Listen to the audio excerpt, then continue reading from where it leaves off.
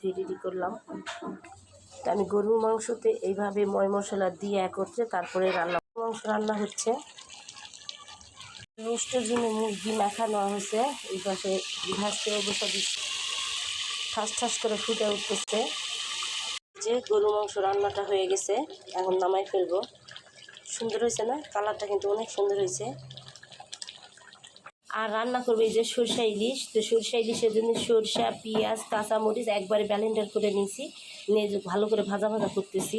আমি সরষা ইলিশ এইভাবে ভাজা ভাজা করে নিয়ে সরষা ইলিশের জন্য মশলা কষা নিলাম, সব মশলা দিয়ে মশলা কষা নিলাম, দিয়ে দিলাম এই যে পেঁয়াজের বেরেস্তা ভাজা হচ্ছে, রোস্টের মশলা কষানো হচ্ছে, দিয়ে দিলাম বাদাম। তো আমি তো এইভাবে রোস্ট রান্না করি, আপনারা কীভাবে রান্না করেন? কষানো হয়ে গেছে, তো এই যে আমি রোস্টগুলো দিয়ে দিচ্ছি একটা একটা করে। পাশে এই যে সরষা ইলিশটাও রান্না হয়ে গেল, মুরগির রোস্টটাও আমার হয়ে গেছে রান্না, এখন নামাই ফেলবো। তো এই যে চিংড়ি মাছের ভুনাটাও রান্না শেষ।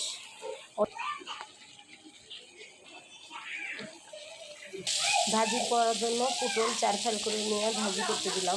সব শেষে করতেছি সাদা পোলাও।